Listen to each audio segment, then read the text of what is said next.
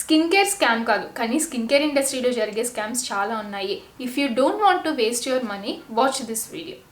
Toners, essence, serums, sheet mask ఇట్లాంటివన్నీ కొనాల్సిన అవసరం లేదు. దీంట్లో ఏదో ఒకటి కొనుక్కుంటే సరిపోతుంది. టోనర్స్ చాలా థిన్ కన్సిస్టెన్సీ ఉంటుంది, ఎసెన్స్ థిక్కర్గా ఉంటుంది, సిరమ్స్ ఇంకొంచెం థిక్గా ఉంటుంది, షీట్ మాస్క్లో ఉండే కంటెంట్ ఇంకా కన్సిస్టెన్సీ ఇంకా థిక్గా ఉంటుంది. కన్సిస్టెన్సీ చేంజ్ అవుతుంది కానీ అందులో ఇంగ్రీడియంట్స్ మాత్రం చేంజ్ అవ్వవు. సో మీరు టోనర్స్ కొని, ఎసెన్స్ కొని, సిరమ్స్ కొని, షీట్ మాస్క్ కొని ఇన్ని కొనాల్సిన అవసరం లేదు. మీ స్కిన్కి తగ్గ రిక్వైర్మెంట్స్ ఏంటో మీరు తెలుసుకోండి. హైడ్రేషన్ కోసం చూస్తుంటే హైలరానిక్ యాసిడ్ సిరమ్స్ కానీ, టోనర్స్ కానీ, ఎసెన్స్ కానీ యూజ్ చేయొచ్చు. అట్లాగే మీరు స్కిన్ గ్లోయింగ్ కోసం చూస్తుంటే వైటమిన్ సి ఉన్న ప్రోడక్ట్స్ని చూస్ చేసుకోండి. వైటమిన్ సి టోనరా, వైటమిన్ సి సిరమా, ఎసెన్సా, sheet mask, it doesn't matter. మీకు ఏమి ఇంగ్రీడియంట్స్ కావాలి, మీ స్కిన్ కోసం మీరు ఏం చూస్ చేసుకుంటారో చూసుకుని అలాంటి ప్రోడక్ట్స్ని సెలెక్ట్ చేసుకోండి. ఏదో ఒకటి సెలెక్ట్ చేసుకోండి, సరిపోతుంది. అన్నీ కొనాల్సిన అవసరం లేదు. అండ్ సెకండ్ పాయింట్ ఏంటి అంటే, బిగ్గెస్ట్ మనీ వేస్ట్ వచ్చేసి షీట్ మాస్క్. షీట్ మాస్క్లో మనకి ఒక్కసారి మీరు ప్యాకెట్ ఓపెన్ చేస్తే దాంట్లో ఆ షీట్ మాస్క్ లోపల ఉండే లిక్విడ్ కానీ, లేదంటే ప్యాకెట్ లోపల ఉండే లిక్విడ్ కానీ మొత్తం కలిపి ఎంతైనా ఇంత లిక్విడ్ వస్తుంది. సో ఈ లిక్విడ్ని మీరు ఒక్క రోజులో వేస్ట్ చేసేస్తున్నారు. ఇంత లిక్విడ్ని నేను అట్లీస్ట్ 10 days యూజ్ చేయగలుగుతాను. సో షీట్ మాస్క్ యూజ్ చేసి మీరు మీ మనీ వేస్ట్ చేసుకోవడంతో పాటుగా ఎన్వైరన్మెంట్కి అనవసరమైన పొల్యూషన్ని కూడా క్రియేట్ చేస్తున్నారు. Sheet mask is the biggest waste of money and the biggest unnecessary skin care that you can use. కాకపోతే మీకు if you want to that experience, మీరు ఒకసారి ఎక్స్పీరియన్స్ అవ్వాలి, షీట్ మాస్క్ వేసుకుంటే మీకు కొంచెం సూదింగ్గా ఉంటుంది అని అనిపించినట్టయితే you can use a sheet mask, but it's total waste of money. And next makeup wipes. Makeup wipes చాలా హార్ష్గా ఉంటాయి స్కిన్ మీద.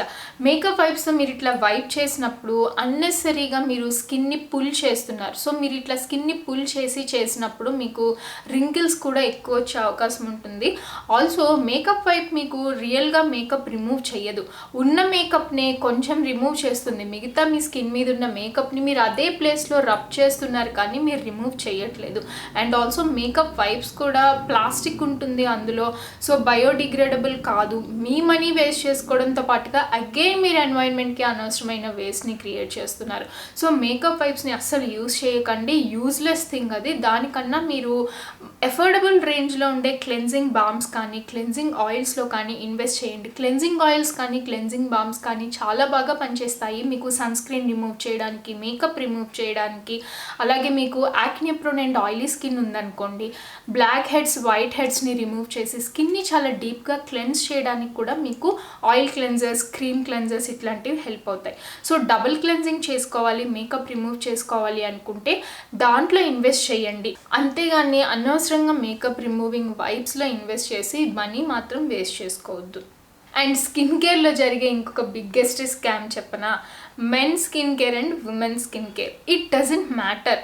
Men skin care, women skin care అన్నీ ఒకటే. బట్ మెన్కి ఏంటంటే మనకి బయోలాజికల్లీ స్కిన్ అప్పర్ లేయర్ థిక్గా ఉంటుంది.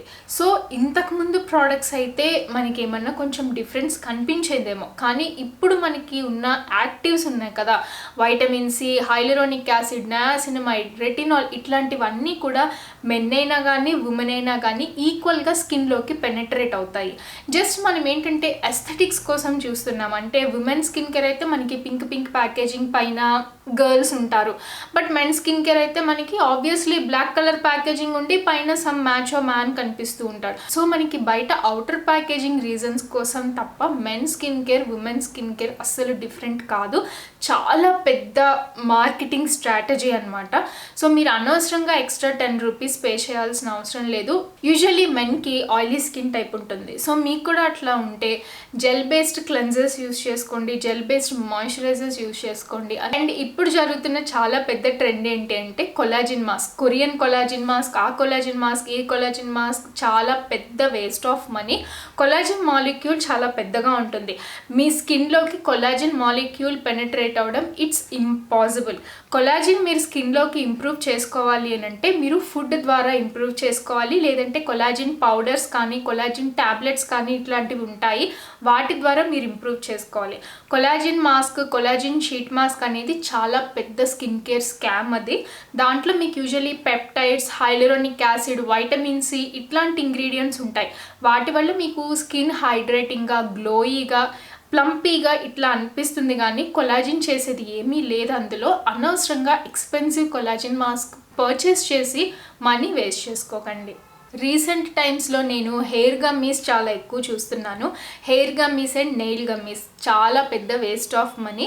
హెయిర్ గమ్మీస్, నెయిల్ గమ్మీస్లో మీరు అనవసరంగా ఎక్స్ట్రా షుగర్ని తీసుకుంటున్నారు తప్ప దానివల్ల మీకు వచ్చే ప్రయోజనం ఏమీ లేదు. మీకు హెయిర్ లాస్ అవ్వడానికి, నెయిల్స్ చాలా మీకు ఊరికే బ్రేక్ అయిపోవడానికి చాలా రీజన్స్ ఉంటాయి.